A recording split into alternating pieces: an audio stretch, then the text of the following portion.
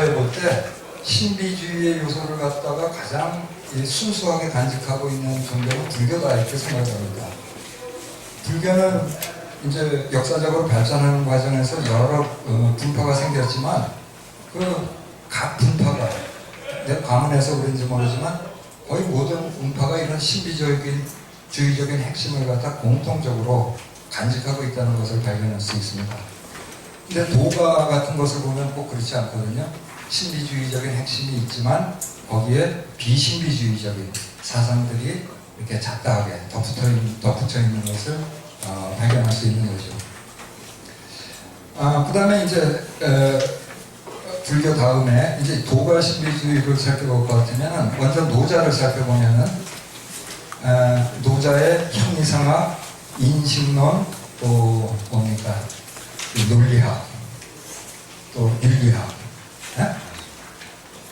이것이 우리가 앞서 분석한 그 신비주의의 신조들과 아주 정확하게 일치한다는 것을 발견할 수가 있습니다.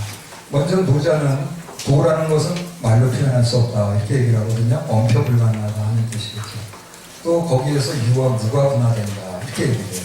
그럼 그것은 바로 도가 노자가 궁극적 실제라고 보면 도가 바로 이 비이원적 실제 미분화의 통일을 뜻한다 하는 것을 갖다 알 수가 있습니다.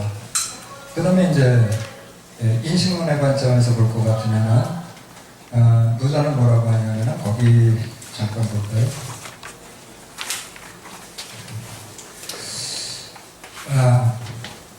개별적 자아의 사냥을 텅 비우고 개별자로서의 의지활동을 고요하게 잠재워서 이 상태가 유지되면 번잡스러운 현상들이 모두 그 뿌리로 되돌아가는 것을 보여야 된다 이렇게 얘기합니다. 그 뿌리로 되돌아가면 궁극적 존재로부터 개별자에게 부여된 소명이며 궁극적 존재로 되돌아가면 영원불변함이 이 영원불변함을 아는 것이 궁극적 진리의식이다 이렇게 얘기합니다. 그러니까 영원불변한 궁극적 존재로 돌아가는 것이 이게 진리의식이다 이렇게 얘기를 한단 말이에요. 또 그 방법은 치허구 수정도 내 마음을 텅 비우고 고요함을 갖다 뒤덮게 한다 하는 것이죠. 그러니까 정화를 통해서 우리가 이 비원적 실제를 직접 인식할 때 이것이 궁극적 진리인식이다 하는 신비주의 사상을 갖다가 좀 도가적인 말로 표현을 하는 거죠. 그 다음에 논리학적인 면에서 볼 것 같으면 노자는 도를 표현할 때 도가 궁극적 실제잖아요. 이걸 표현할 때 역설을 사용합니다. 무상지상이다, 무물지상이다 이렇게 얘기를 하거든요. 없음의 모습이다, 무상지상, 형태가 없음의 형태다, 무물지상, 아무것도 없음의 모습이다 이렇게 얘기합니다. 역설이잖아요, 모습이잖아요. 그 다음에 이제 네 번째로 노자의 윤리적 지침은 무의잖아요, 무의. 근데 무의가 어떻게 하라는 거냐 하는 것에 실제 사례가 노자에 많이 나오는데 그 내용을 볼 것 같으면은 다 나와 타자를 갖다가 이렇게 분리해가지고 차별하지 말고 동등한 것으로 대접하라 하는 이런 지침으로 환원될 수가 있습니다. 그런 점에서 보면은 노자는 신비주의적인 코어를 갖추고 있는 그런 사상의 사례다 이렇게 이제 볼 수 있죠. 물론 노자 속에서 비신비주의적으로 오해될 수 있는 그런 부분이 없는 것은 아닙니다. 그런데 무비이 무불위, 그러니까 무위하면 하지 못할 게 없다. 그러니까 이 무위라는 것을 갖다가 큰 욕심을 갖다가 성취하기 위한 수단으로 사용하는 거 아니냐. 또 유약함을 지키고 싸우지 마라 그러는데 유약한 것은 강한 것을 이긴다. 그러니까 유약한 것을 갖다 강한 것을 이기는 방법으로 써먹는 그러는 거 아니냐. 이런 식으로 이제 오해될 소지가 있다는 것이죠. 근데 역사적으로 실제로 그런 오해가 있어 왔어요. 그래서 어떤 신비주의적인 진리가 향실세계에서의 개체 주장을 최소화함으로써 개체 유지를 최대화하는 전략인 것처럼 이렇게 실제로 오해되는 게 사실이고, 이게 이제 어떤 자기 개체의를 최대화하려는 그런 신선도와 같은 수법과 관련되어 있을 수도 있다고 보여집니다. 자, 그 다음에 장자를 볼 것 같으면은 16, 17세기에 이 명나라의 불교 학생이었던 감산 덕청이 뭐라고 그랬냐면, 이 사람도 오늘날의 관점에서 보면 신비주의 연구가라고 할 수 있어요. 이 사람은 물론 모든 신비 사상의 보편성을 주장하진 않았지만 유가라든가 노장이라든가 불교, 서로 뿌리가 다른 사상인데 이 사상들이 다 하나의 진리를 갖다가 지향하고 있는 거다, 이렇게 해석을 했습니다. 단지 도달한 지점이 다르다, 이렇게 했어요. 그래서 이 불교의 유식철학을 갖다가 이제 도구로 사용해가지고 공자에도는 이 전육식을 끊고 이 칠식을 귀의처로 삼는다, 이렇게 얘기했어요. 여기를 지향하기는 하는데 여기 가서 멈췄다 하는 것입니다. 그리고 노장 사상은 팔식 정명의 체를 인지했다, 이렇게 얘기를 해요. 노장은 여기까지 알았다, 여기까지. 이거 넘어가지 못했다, 불교처럼.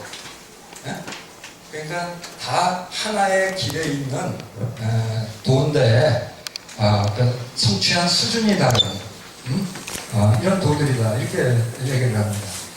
근데 나는 이제 강산의 이런 주장을 갖다 의심합니다. 왜냐하면은 물론 그런 면이 많이 있지만 적어도 장자의 재물론을 볼 것 같으면은 이제 그런 주장이 맞지 않다, 그렇게 봐요. 왜냐하면은 장자의 재물론을 볼 것 같으면은 어떤 얘기가 나오냐면은 옛사람의 지혜는 지극한 곳에 이런 바가 있었는데 어디까지 이르렀냐? 미시유물에 이르렀다 하는 것입니다. 물이 아직 있기 이전에 이르렀다. 이거는 완전해서 더 붙일 것이 없다 하는 것입니다. 그 다음에는 미시유공을 알았다, 이렇게 얘기해요. 물은 있으되 뭔가 존재는 있으되 아직 나눠지지 않은 상태, 이걸 알았다 하는 것입니다. 그 다음에 미시 12가 있다. 미시 12를 알았다. 그러니까 나눠지긴 했으되 이건 옳고 저건 그르다 하는 것이 없는 상태, 그걸 알았다, 이렇게 얘기를 합니다. 근데 12를 알았다는 얘기는 안 해요. 왜냐하면 12는 우리 일상 생활의 세계니까 이걸 아는 건 지혜가 아니거든요. 그러니까 이제 이 단계까지 알았다, 이렇게 얘기를 하면은 당연히 그 다음 단계는 12의 세계겠죠. 그런데 이 단계를 갖다가 분석해 보면은 대개 이 미시유공이라는 단계는 이 의지의 발현, 그 다음에 미시 12의 단계는 주객의 둔화, 그 다음에 12의 단계는 자아의식이 감각지성적 의식을 가지고 12를 따지는 그런 단계, 이렇게 볼 수가 있습니다. 그러면 감산의 말이 맞으면 미시유물이 제8식이라 해야 되는데 이게 어떻게 제8식일 수 있는가? 그 이전을 갖다가 뜻한다고 해석할 수밖에 없기 때문에 최소한 장자의 재물론은 신비주의적인 코어를 가지고 있다, 이렇게 생각이 됩니다. 자, 그 다음에 이제 유신론적 신비주의들이 있죠. 불교나 도가는 무신론적 신비주의라고 할 수 있는데 기독교나 이슬람교 같은 것은 무신론적 신비주의입니다. 기독교나 이슬람교 같은 이 유신론적 신비주의에서는 신비주의가 일종의 이제 이단으로 될 이런 위험이 있어요.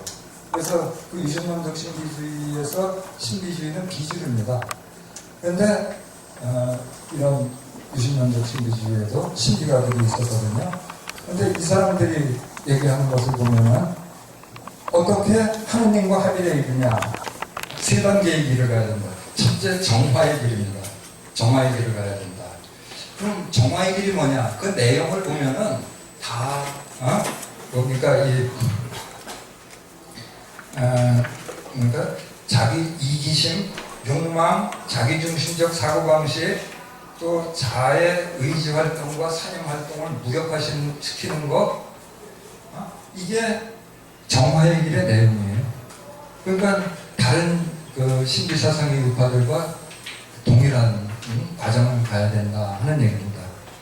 그 다음에 이제 두 번째가 조명의 길인데, 조명의 길은 그렇게 하면 그때 은은하게, 예? 하느님이 진짜 실제하신다 하는 것을 갖다 느끼게 된다는 겁니다.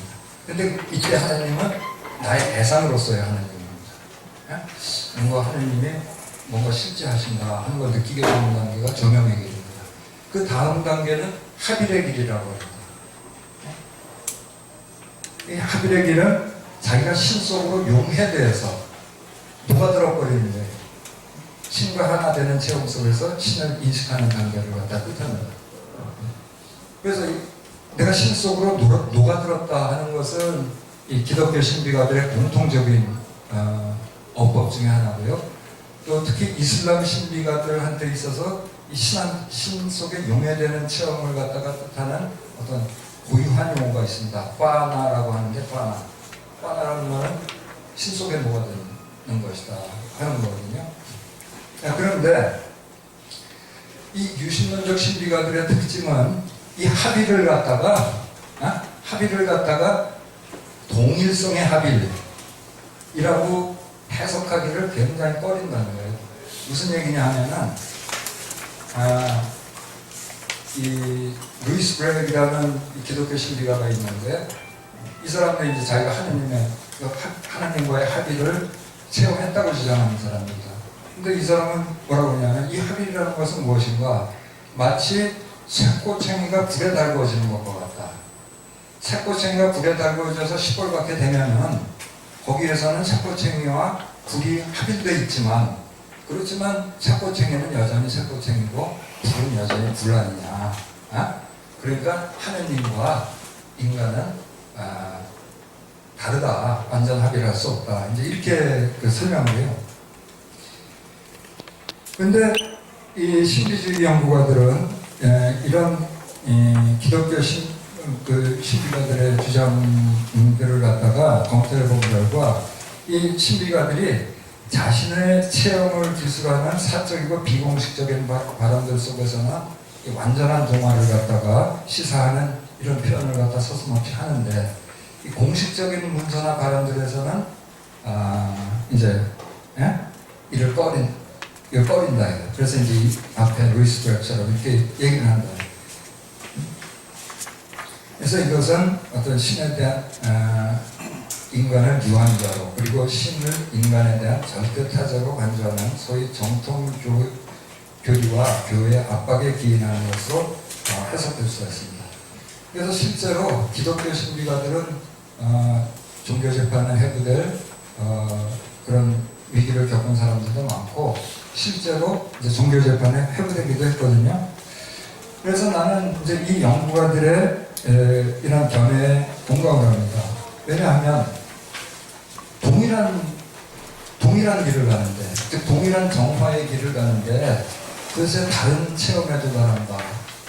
이게 합리적이냐. 또 두 번째로는 만약 이 사람들이 체험한 것이 분명히 동일성의 합의가 아니고 유사성의 합의라면 왜 이 사람들이 교회의 협박을 갖다가 받았겠냐. 그렇잖아요. 그럴 이유가 없잖아요. 그래서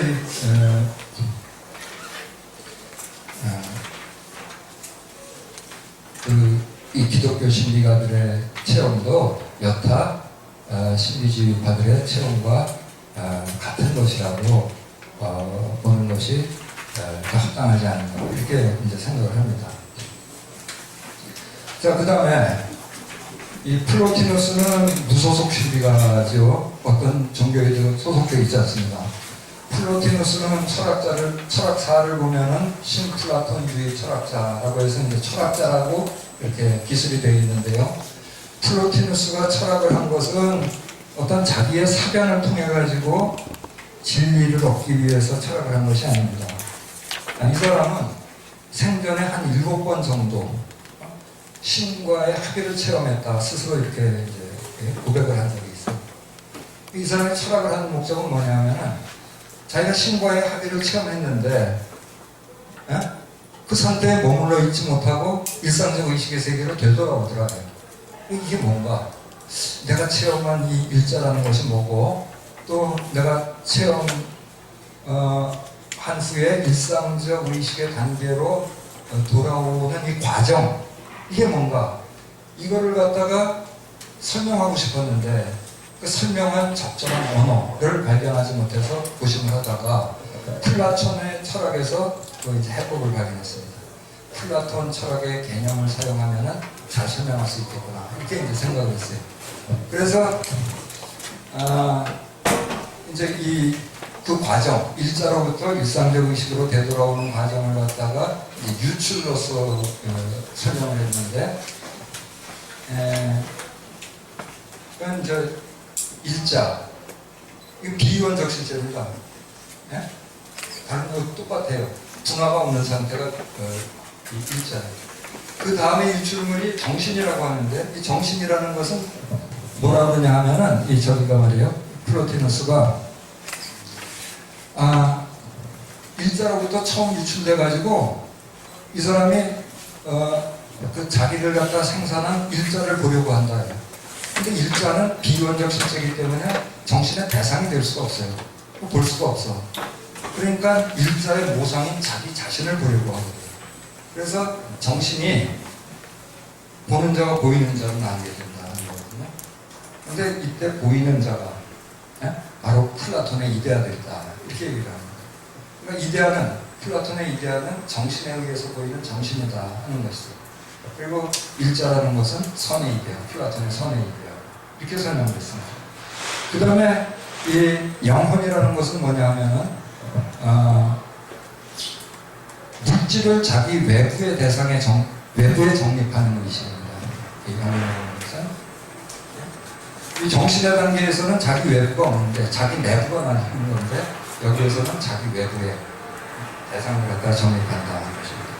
그 다음에 이제 물질이라는 것은 우리가 일상적으로 얘기하는 물질과 다른 의미를 가지고 있는데요.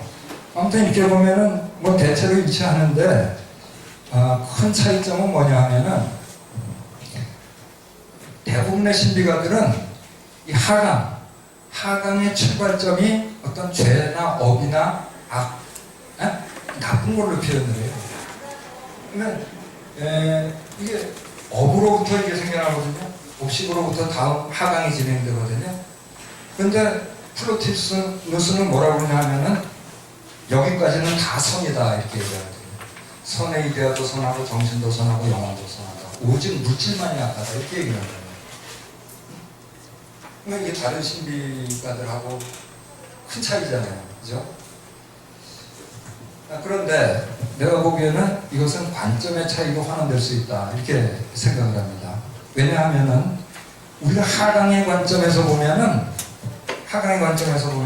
하강의 출발점은 선의 훼손이에요. 완전한 선의 훼손이에요. 열화고, 선의 열화고. 네? 그렇죠. 그러니까 그 다음 단계는 다 악이다 하는 것입니다. 그렇겠죠? 근데 우리가 상승의 관점에서 보면 상승을 지향해 가는 거니까 선하잖아요. 근데 누가 상승할 수 있냐? 영혼이 상승할 수 있어요. 물질은 상승 못한다. 그러니까 영혼부터는 다 선하다, 이렇게 얘기하는 것이 아닌가. 네? 그러니까 이것은 단순히 관점의 차이로 환원될 수 있는 것이 아닌가, 이렇게 생각을 합니다.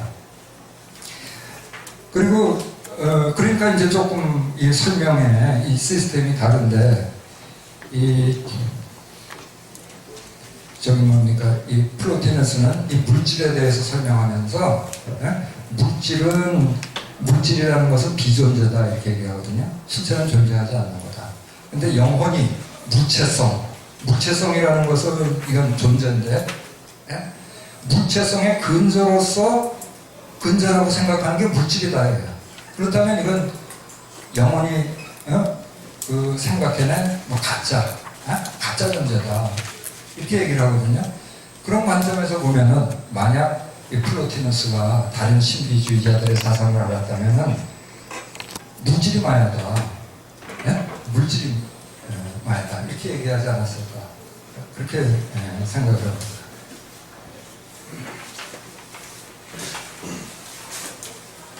자, 그 다음에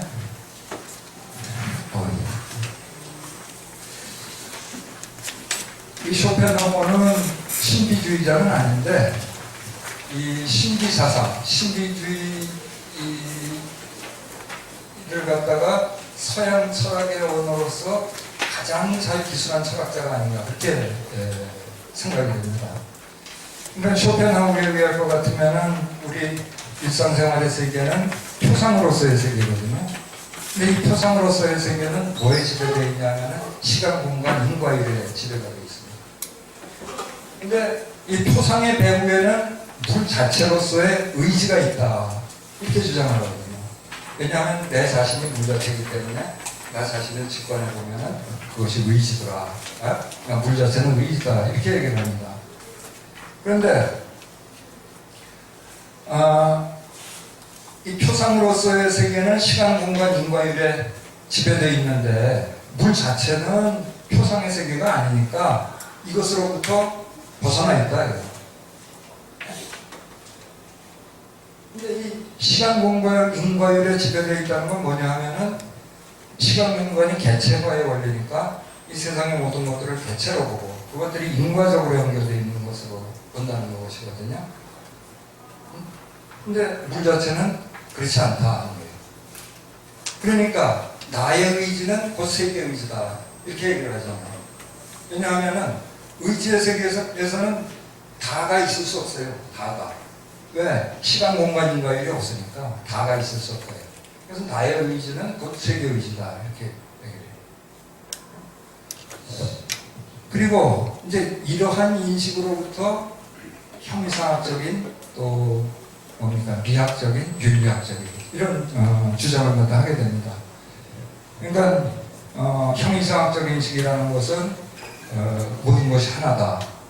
세계의지 속에서는 개체가 없다 하는 것을 의식하는 것이겠죠. 인식하는 것이겠죠. 자 그러면 이 시간, 공간, 인과율의 세계는 어떻게 나타나냐면 이 살려는 의지가 타자들을 갖다가 나의 삶의 의지의 수단으로 삼기 위해서 사물들을 갖다 다 잠재적 용도에서 잠재적 용도의 관점에서 보려고 하기 때문에 시간, 공간, 인과율을 가지고 본다 하는 거거든요. 그러니까 이 쇼펜하우어는 시간, 공간, 인과율이 마야다 이렇게 이게 미망이다. 그래서 철학자들은 형이상학적인 인식을 통해 가지고 이 시간, 공간, 인과율 이거 허상이구나. 또 나와 타자는 구별되지 않는구나 하는 인식을 통해 가지고 여기에서 사물들을 갖다가 있는 그대로 보는 나의 어떤 수단이나 관심의 대상으로 보는 것이 아니고 비관심적 대상으로 보는 미학적 관점이 가능해지고 또 타자에 대한 어떤 윤리적 동정의 수준의 어떤 공감, 심퍼시 같은 것이 가능해진다 이렇게 얘기를 하거든요. 그런데 쇼펜하우어는 여기까지 이룰 수 있는데 우리가 형이상학적 인식을 통해 가지고 이상은 갖다가 나갈 수 없다 이렇게 주장을 했어요. 왜냐하면 이 의지라는 것은 살려는 의지인데 살려는 의지가 어떻게 자기 자신을 부정하냐? 자기 자신을 어떻게 부정하냐? 그건 무슨 아니냐? 그건 설명할 수가 없다. 그런데 실제로 불교나 힌두교를 보니까 진짜 의지의 자기 부정을 성취한 사람들이 있는 것 같더라. 소위 성인들이라는 사람들은 의지의 자기 부정을 성취한 사람들인 것 같더라. 근데 이거는 이론적으로 이해할 수도 없고 또 증명할 수 없고 하는 것이니까 이거는 철학의 영역이 아니다. 이렇게 이제 배제를 했습니다. 그러니까 이 구조는 완전히 신비사상입니다. 그렇지만 다른 점은 쇼펜하우어는 우리가 상승, 형이상학적 인식을 통해서 상승할 수 있다 하는 것을 인정합니다. 두 번째로는 상승을 어디까지 할 수 있냐, 여기까지만 할 수 있다. 이상은 상승 못한다. 이게 이제 쇼펜하우어 사상의 특징이라고 할 수가 있습니다. 자, 이제 제가 마지막으로 비트겐슈타인의 대해서 잠깐 살펴보겠습니다. 좀 시간이 많이 지났지만 그래도 내가 평생 비트겐슈타인 철학했다고 교식을 했는데 이건 좀 한계죠. 나도 이 비트겐슈타인 철학에 대한 이해에 얼마나 공헌했는가 하는 것을 갖다가 좀 한번 말해보고 싶습니다. 4.62 한번 보죠.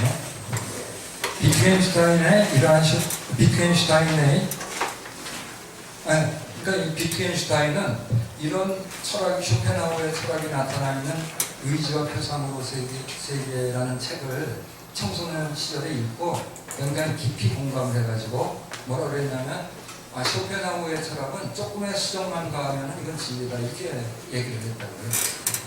그런데 왜 수정해야 된다고 했을까? 이게 이제 비트겐슈타인 철학의 유체라고 생각을 합니다. 그것은 쇼펜하우어가 자신의 철학, 즉 형이상학, 윤리학, 미학 등을 물 자체의 본성에 대한 지적 직관에 기초시켰다는 점이 있습니다. 그런 점에서 그는 물 자체를 절대적으로 인식 불가능한 것으로 인식의 한계를 의미하는 것으로 받아들였던 칸트와 더 가깝다. 그럼에도 그가 칸트의 철학을 받아들일 수 없었던 이유는 칸트가 인식이 현상계에 갇혀 있다고 주장하면서도 인식의 한계를 구성하는 선언적 형식들을 기술하는 소위 인식의 형이상을 시도했다는 점에 있습니다. 우리의 지성이 현상계 전체를 현상계 밖에서 조망할 수 없다면 그 한계를 기술하는 것은 불가능하기 때문입니다. 비트겐슈타인의 대안은 칸트의 현상계랑 쇼펜하우어의 표상으로서의 세계를 그림 언어에 의해 완전히 기술될 수 있는 자신들의 총체로서의 세계로 대체하는 것입니다. 그러니까 쇼펜하우어의 표상으로서의 세계를 그림 언어로 기술할 수 있는 세계, 즉 러셀이 창안한 기호 논리학에 지배되는 이 논리적 표기법의 언어, 그걸로 완전히 대체한다 하는 것입니다.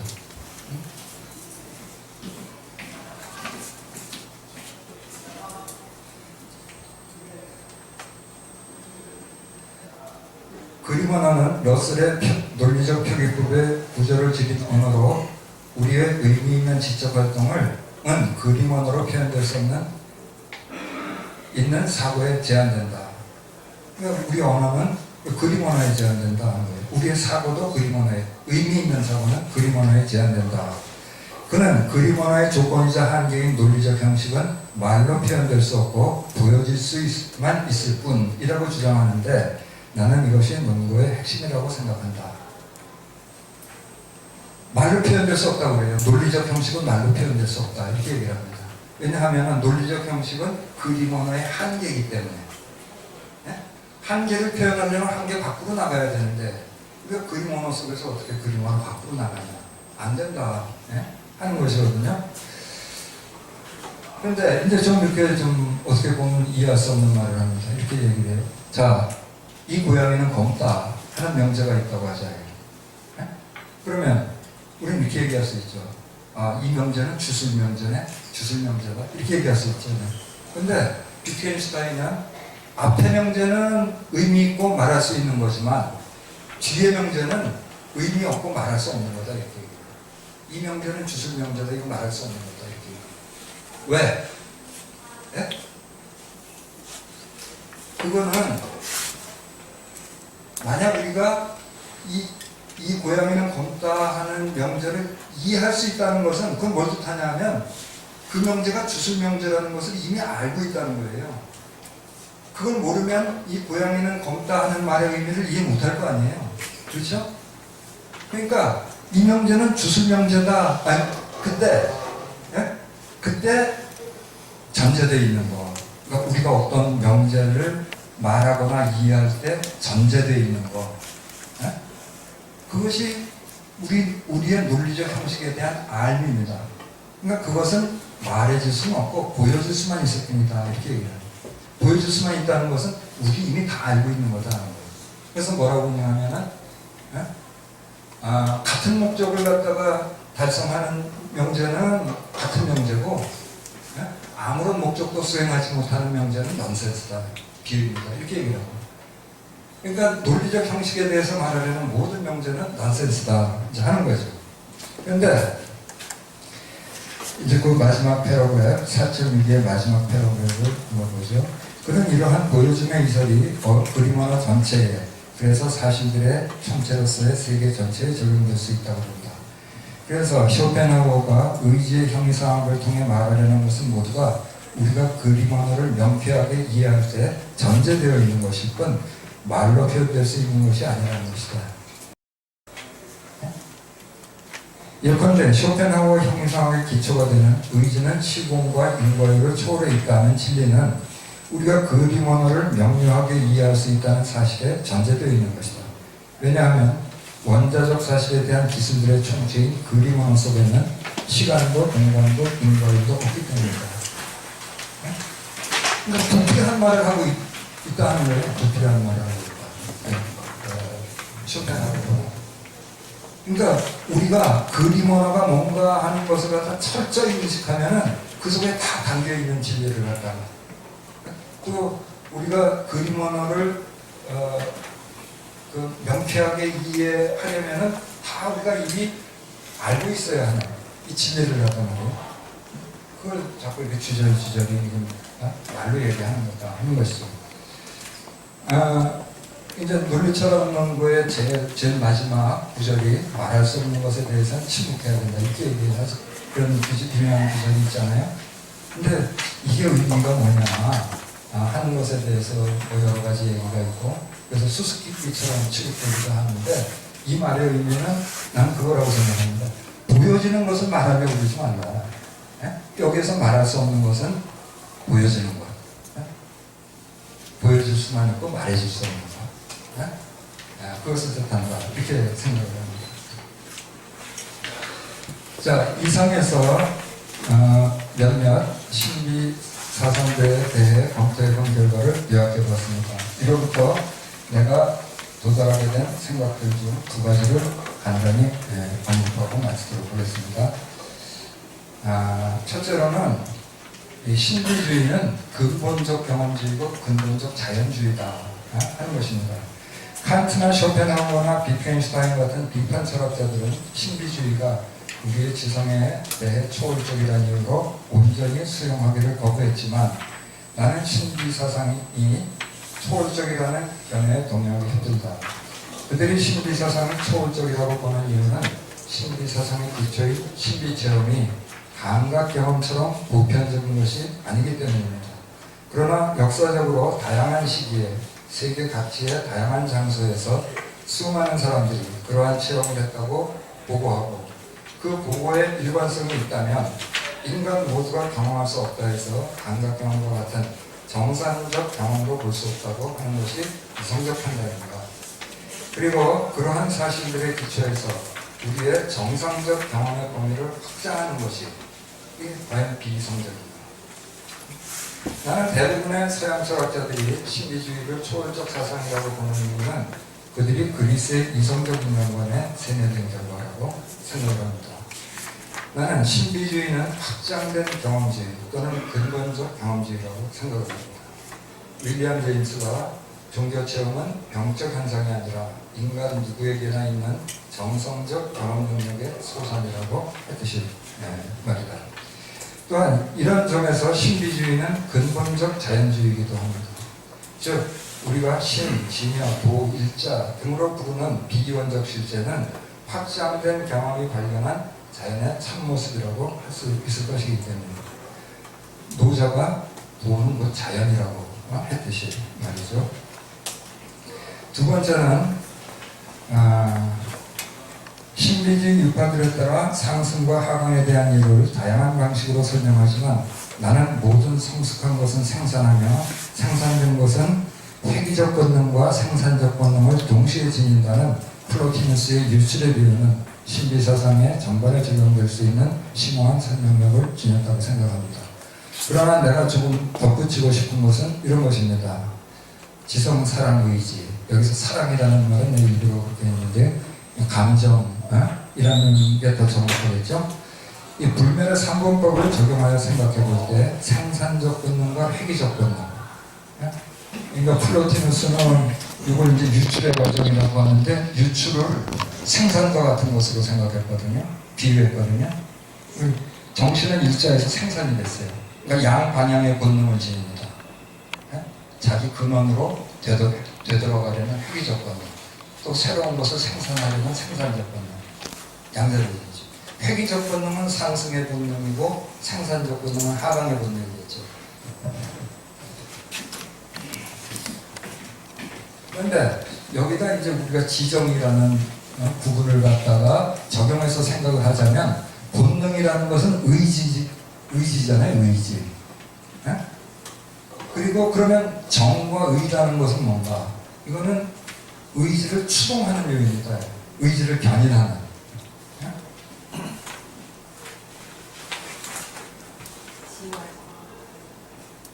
그렇다면 지혜와 사랑은 의지의 추동을 견인하는 요인이라고 볼 수 있다.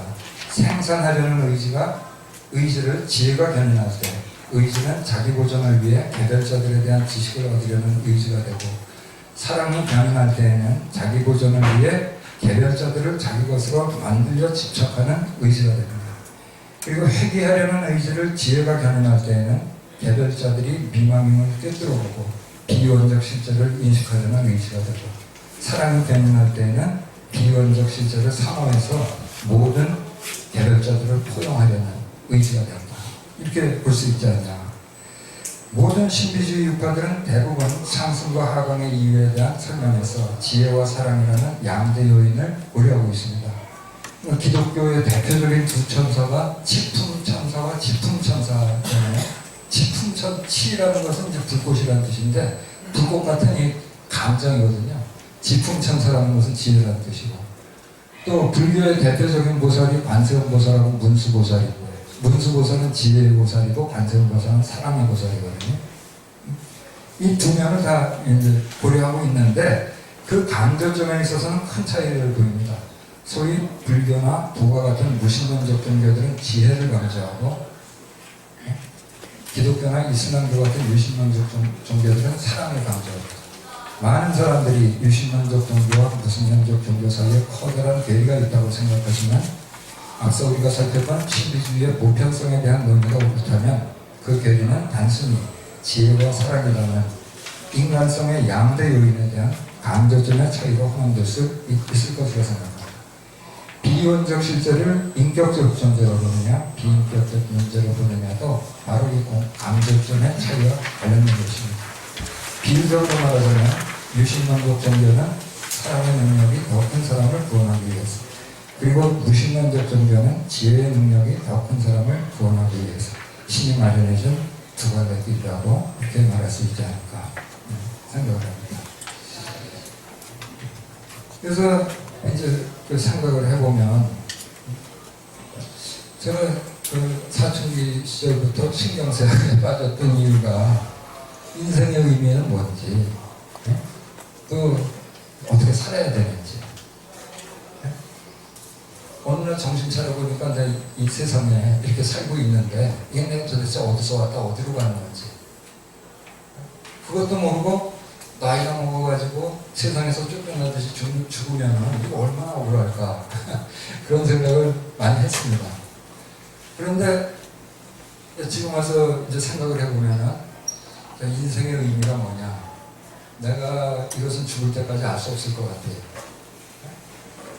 이 모름은 아마 내가 정말 그 어떤 궁극적인 진리 체험을 하면은 거기서 이제 벙어리가 꿈꾼 듯이 알든지 아니면은 이거 사실은 아무런 문제가 아니구나 이렇게 생각을 하게 되겠죠. 그렇지만 뭐 여러 가지 요건을 볼 때 내가 그렇게 될 수 있겠어요? 그냥 죽을 때까지 알 수 없을 거예요. 그렇지만 어떻게 살아야 될지 이거는 좀 알 것 같다.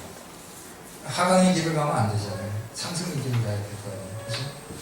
근데 내가 철학도고 그러니까 진리를 추구해야 되니까 상승의 길을 가야 된다 하는 것도 좀 있겠지만, 거기에 앞서서 이 하강의 길은 이게 신경쇠약의 길이고 정신분열의 길이거든요. 그거 엄청 괴롭습니다.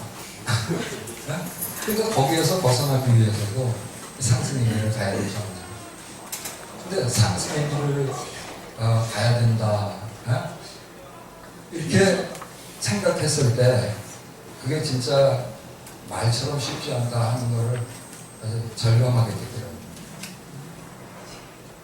상승의 길을 가려면 어떻게 해야 되겠어요? 그렇지만 아무튼 애를 써봐야 되지 않겠나 하는 것이 제 견해입니다. 고맙습니다.